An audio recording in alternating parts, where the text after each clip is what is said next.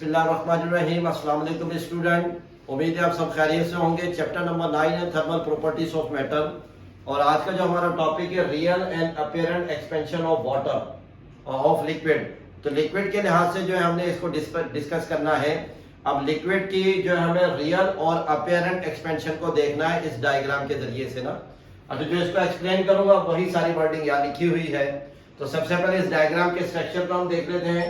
ये हमारे पास एक फ्लास्क है और इस फ्लास्क में हमने वाटर को फिल किया हुआ है, और इस फ्लास्क को हमने एक स्टैंड के जरिए से हैंड किया हुआ, होल्ड करके रखा हुआ है।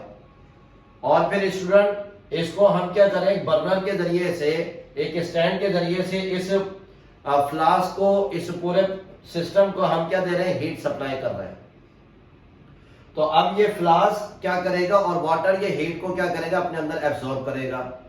तो स्टूडेंट इसके अंदर जो पॉइंट जो है कि जैसे ही हीट इस फ्लास्क को मिलेगी तो पहले फ्लास्क हीट को अपने अंदर एब्सॉर्ब करेगा, तो जिसकी वजह से एक्सपेंड होगा।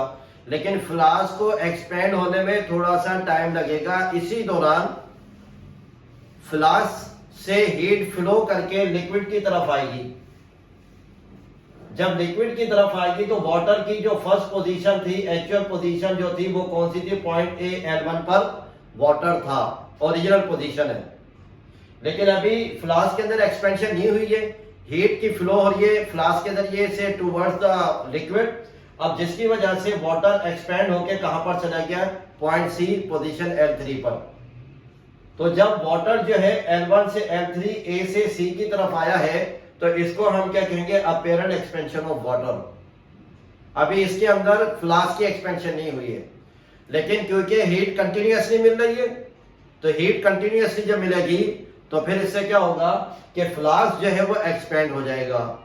और जब फ्लास्क एक्सपेंड होगा तो फिर क्या होगा, वाटर जो पॉइंट सी पर था, पोजीशन L3 पर, अब वो डाउनफॉल हो जाएगा। वो कहां पर आ जाएगा, BL2 पर आ जाएगा।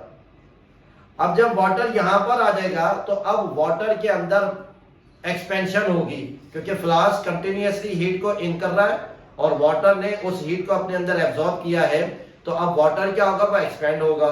तो वाटर की जो एक्सपेंशन है वो इस डायरेक्शन में कहीं भी नहीं है, क्योंकि फ्लास्क यहां से टाइटली क्लोज है, यहां पे फिक्स पोजीशन है। तो अब वाटर जो एक्सपेंड होगा उसकी डायरेक्शन कौन सी है, वो अपवर्ड डायरेक्शन में होगा।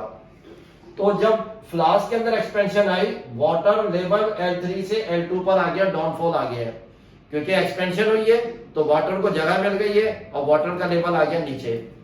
अब जब वाटर का लेवल नीचे आ गया है, वो कौन सा पॉइंट है, L2 पर आ गया, और वाटर इस दौरान कंटिन्यूअसली हीट को एब्जॉर्ब कर रहा है।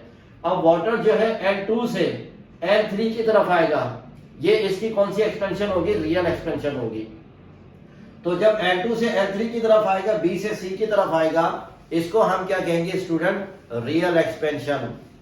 तो इधर हमने डिफरेंस देखा, उस डिफरेंस में हमने जो है अपीरेंट एक्सपेंशन ऑफ वाटर और रियल एक्सपेंशन ऑफ वाटर, इसकी हमने जो है वो फर्क को समझा है। फिर रियल एक्सपेंशन है L2 से L3, L2 से L3 की तरफ ये रियल एक्सपेंशन है, और L2 को इसने पॉइंट कहा है B और L3 को इसने क्या कहा है, C। तो स्टूडेंट ये मेजर डिफरेंस है। इस वीडियो को अच्छी तरह से आप सुनेंगे तो उम्मीद है आपको ये वीडियो समझ में आएगी इंशाल्लाह। अस्सलाम वालेकुम।